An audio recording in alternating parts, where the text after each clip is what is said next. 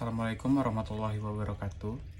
Sebelumnya perkenalkan, nama saya Muhammad Yusuf Kuncoro Aji dengan NIM 2022 1011 0311 498 Fakultas Hukum Universitas Muhammadiyah Malang. Pada kesempatan kali ini, saya akan membahas sebuah tema yang sangat penting dalam perkembangan hukum pidana Indonesia, yaitu tujuan dan pedoman pemidanaan menurut Undang-Undang Nomor 1 Tahun 2023 atau yang biasa kita sebut dengan KUHP baru.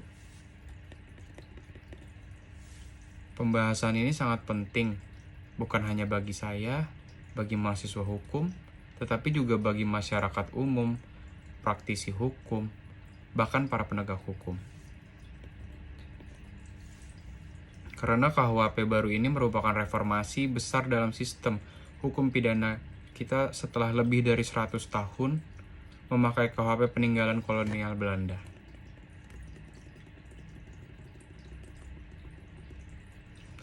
Di dalam KUHP baru ini terdapat banyak perubahan. Salah satunya adalah bagian mengenai bagaimana hakim seharusnya memberikan hukuman atau pidana kepada pelaku tindak pidana. Ini mencakup tujuan pemidanaan, yakni mengapa seorang harus dipidana, serta pedoman pemidanaan, yaitu bagaimana cara hakim menentukan berat atau ringannya hukuman.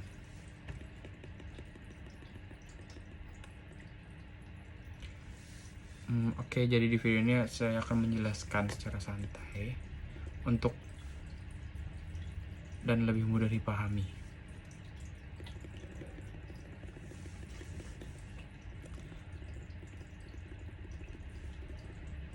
Sebelum kita masuk pada pasal-pasal yang mengatur tentang tujuan dan pedoman pemidanaan, kita perlu memahami konteks lahirnya KUHP baru ini.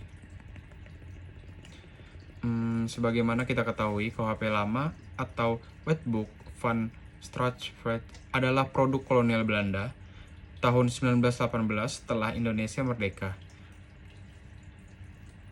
Kita tetap menggunakan kitab hukum tersebut selama puluhan tahun karena belum ada kodifikasi nasional yang menggantikannya. Setelah melalui pembahasan panjang, bahkan hampir 5 dekade, akhirnya pada Desember 2022, DPR dan pemerintah mengesahkan Undang-Undang Nomor 1 Tahun 2023 tentang Kitab Undang-Undang Hukum Pidana. KUHP baru ini kemudian mulai berlaku secara bertahap dengan masa transisi beberapa tahun. Salah satu hal yang membuat KUHP baru ini berbeda adalah pendekatan pemidanaannya. Jika KUHP lama cenderung berorientasi pada pembalasan atau retributive justice, maka KUHP baru mulai memasukkan unsur restoratif justice, rehabilitasi, dan perlindungan masyarakat sebagai nilai utama. Pemidanaan tidak lagi hanya dimaknai sebagai upaya menghukum sekeras-kerasnya kepada pelaku, tetapi sebagai cara untuk menciptakan harmoni dan keseimbangan antara pelaku, korban, dan masyarakat. Landasan atau filosofi pemidanaan dalam KUHP baru menggabungkan dua paradigma utama. Paradigma retributif, paradigma utilitarian atau rehabilitatif. Yang pertama kita bahas retributif dulu. Paradigma ini memandang bahwa pelaku kejahatan harus dihukum karena ia telah melakukan tindakan salah. Tetapi hukum KUHP baru, pendekatan retributif tidak lagi menjadi satu-satunya tujuan. Hukuman bukan sekedar balas dendam, melainkan harus proporsional dalam dan memperhatikan nilai kemanusiaan. Rehabilitatif dan preventif. Yang kedua ini, pendekatan ini melihat bahwa pemidanaan seharusnya bertujuan, yang pertama, memperbaiki pelaku, mencegah kejahatan yang berulang, dan mengembalikan keseimbangan sosial. Perubahan ini selaras dengan perkembangan hukum pidana modern di banyak negara, di mana pidana penjara tidak lagi menjadi pilihan utama, melainkan ultimum remedium atau upaya terakhir. Filosofi inilah yang melatar belakangi lahirnya pasal-pasal mengenai tujuan dan pedoman pemidanaan dalam KUHP baru. Lalu saya ingin membahas terkait dengan tujuan pemidanaan menurut Undang-Undang Nomor 1 Tahun 2023. Oke, kita masuk ke pembahasan utama yang pertama. Tujuan pemidanaan. Menurut pasal 51 KUHP baru, pemidanaan memiliki beberapa tujuan yang sangat penting. Mari kita bahas satu persatu secara mendalam. Oke, yang pertama, mencegah terjadinya tindak pidana. Pemidanaan berfungsi sebagai alat pencegah, baik pencegah umum maupun pencegah khusus. Yang pertama, pencegah umum. Itu tugasnya memberi pesan kepada masyarakat luas bahwa perbuatan tertentu dilarang. Lalu pencegahan khusus itu menghalangi pelaku agar tidak mengulangi perbuatannya. Contoh, kalau ada seseorang nih yang melakukan penganiayaan dan dihukum sesuai ketentuan, masyarakat akan memahami bahwa perbuatan tersebut memiliki konsekuensi hukum. Lalu yang kedua, memasyarakatkan terpidana. Ini adalah poin penting dalam KUHP baru. Pemidanaan ditujukan agar pelaku dapat kembali menjadi anggota masyarakat yang baik. Pemidanaan tidak lagi menghukum tetapi membantu proses reintegrasi sosial. Contohnya, program pemidanaan pendidikan, penyuluhan, rehabilitasi, narkoba, bahkan pidana kerja sosial. Lalu yang ketiga itu ada menyelesaikan konflik.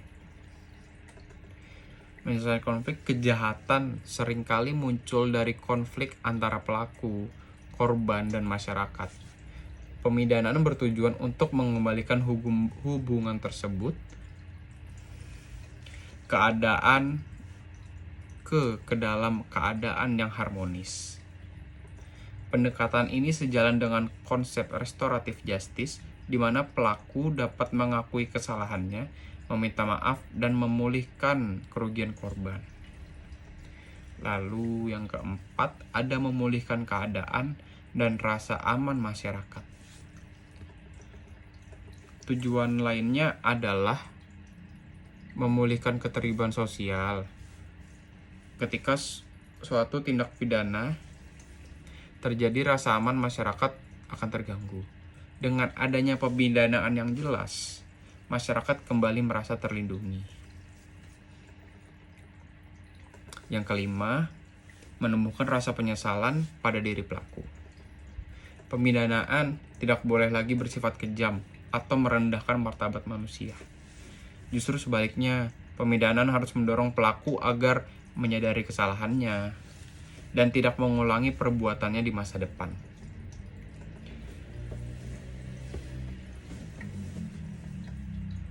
Jadi poinnya yang bisa ditangkap di sini bahwasannya pasal ini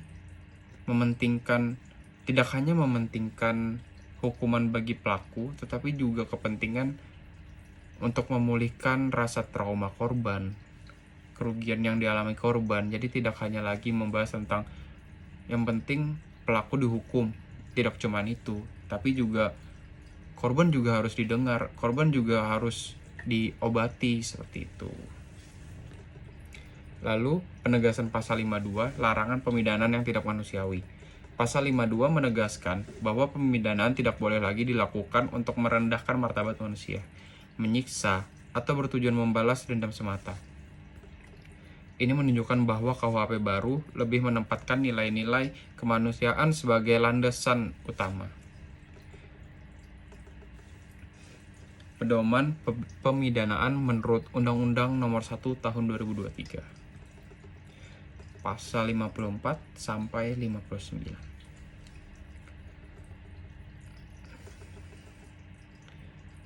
Oke, kita masuk lagi ke pedoman pemidanaan. Pedoman pemidanaan ini sangat penting karena menjadi acuan hakim dalam menentukan berat atau ringannya hukuman.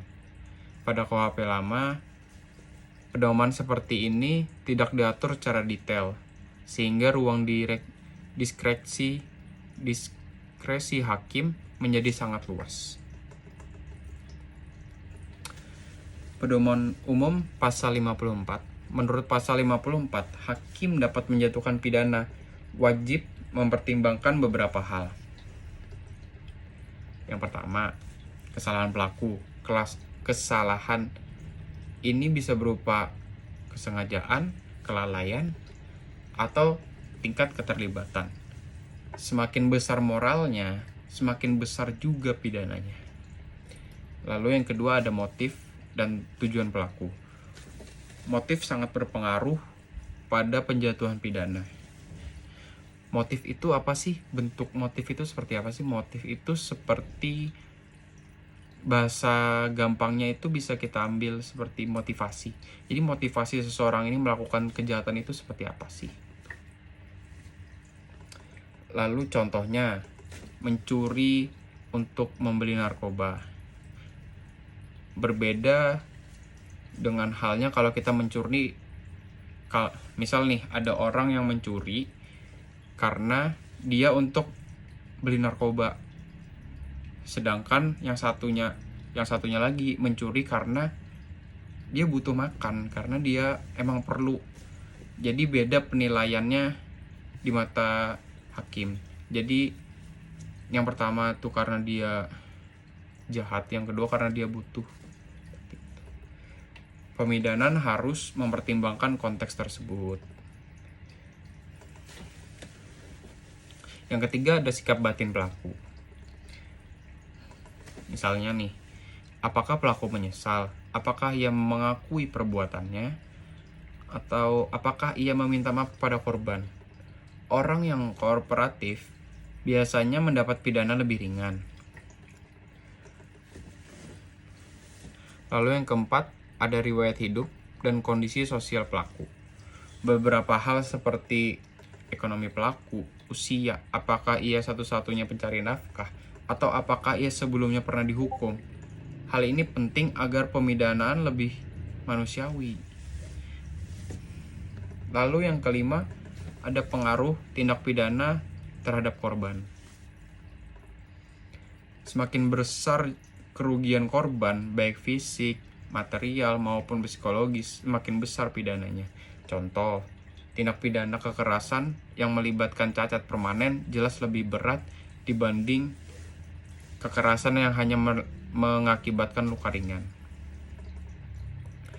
Yang keenam, ada pengaruh masyarakat. Kejahatan yang berdampak luas pada masyarakat seperti korupsi, terorisme, dan kejahatan narkotika umumnya dijatuhi pidana yang lebih berat karena dia pengaruh terhadap masyarakatnya itu luas banget. Contoh, kalau kejahatan narkotika itu kan bisa efeknya menyebar ke masyarakat yang lain. Terorisme dan korupsi membuat masyarakat menjadi cemas. Lalu yang ketujuh, kemungkinan pelaku untuk diperbaiki. Jika pelaku masih memiliki potensi untuk dibina, maka pidananya bisa lebih ringan atau dialihkan ke bentuk pidana non-penjara. Yang kedelapan, ada upaya pemulihan. Jika pelaku mengembalikan kerugian, meminta maaf, atau berdamai dengan korban, hal itu menjadi faktor yang meringankan. Oke, sekarang kita lanjut ke pedoman khusus pasal 55 sampai 59. Jadi selain pedoman umum, terdapat juga pedoman khusus untuk kondisi-kondisi tertentu. Yang pertama, pemidanaan bagi anak. Bagi anak yang berkonflik dengan hukum, pemidanaan harus memperhatikan prinsip kepentingan terbaik bagi anak. Pidana bagi anak sedapat mungkin tidak berupa penjara, melainkan pembinaan, karena bisa menimbulkan efek trauma saat di masa dewasa. Jadi dia dicap dijelek sama teman-temannya saat dewasa nanti. Dulu masih kecil udah di penjara. Ada omongan-omongan seperti itu yang membuat dia menjadi trauma. Lalu yang kedua, percobaan, pembantuan, dan penyertaan. Pelaku yang hanya membantu atau mencoba melakukan berada pada tingkat kesalahan yang berbeda, oleh karena itu pidana dapat dikurangi. Pidana denda. Yang ketiga, ini hakim harus mempertimbangkan juga kemampuan ekonomi pelaku. Pidana denda dapat diganti dengan pidana kerja sosial bila tidak mampu membayarnya. Lalu yang keempat, pidana penjara sebagai jalan terakhir. KUHP baru mengatur secara eksplisit bahwa pidana merupakan ultimum remedium. Ini artinya penjara bukan lagi pilihan otomatis, tetapi dipertimbangkan setelah semua alternatif pidana yang lain tidak lagi efektif.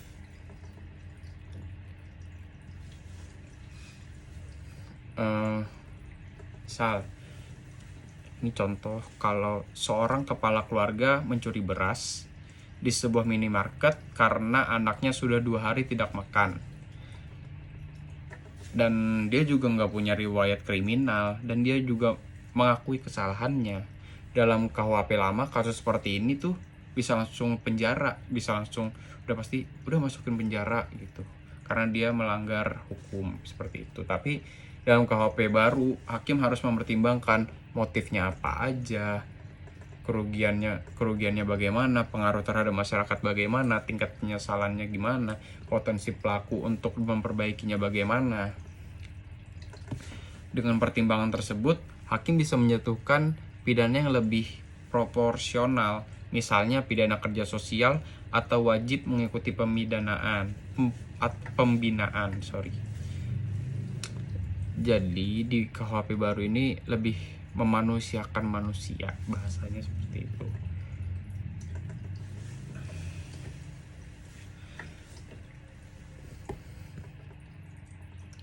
Jadi seperti itu yang ingin dibahas pada KUHP baru ini.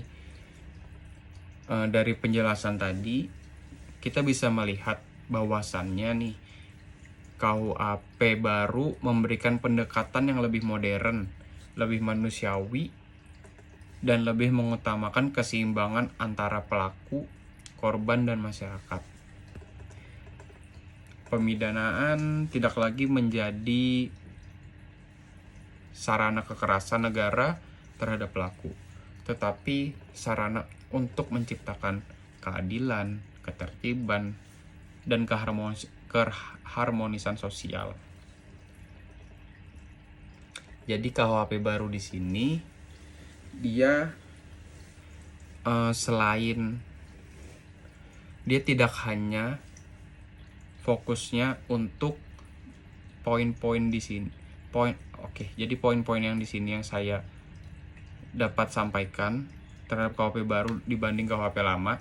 Jadi kalau KUHP lama itu, kalau kita melakukan kejahatan, otomatis kita langsung dipidana, kita langsung penjara. Sedangkan kalau yang sekarang itu banyak yang harus dipertimbangkan, dari motifnya apa, niatnya apa, dia nyesel atau enggak, atau dia karena dia emang butuh. Itu jadi pertimbangan yang paling penting, pertimbangan sebelumnya daripada penjara itu sendiri. Jadi ada yang ditimbang tuh itu dulu. Jadi itu bisa jadi pertimbangan hakim, gimana nanti proses pemidanaannya, itu bisa mengurangi masa tahanannya juga. Jadi kalau semisal ternyata orang ini, ternyata dia memang butuh buat mencuri itu karena dia butuh makan, karena udah gak makan 3 hari. Jadi prosesnya mungkin dia cuma dibina, gak dipenjara, seperti itu. Atau malah dapat perlindungan dari negara karena dia miskin, seperti itu. Jadi yang saya tangkap di sini, yang saya dapat sampaikan di sini, bahwasannya KUHP baru ini dia tidak lagi mementingkan kekerasan atau tidak lagi fokusnya kepada balas dendam, melainkan juga terhadap korban maupun pelaku, itu juga dilindungi hak-hak mereka seperti itu. Jadi mungkin itu saja yang bisa saya sampaikan, kurang lebihnya mohon maaf. Wassalamualaikum warahmatullahi wabarakatuh. Terima kasih.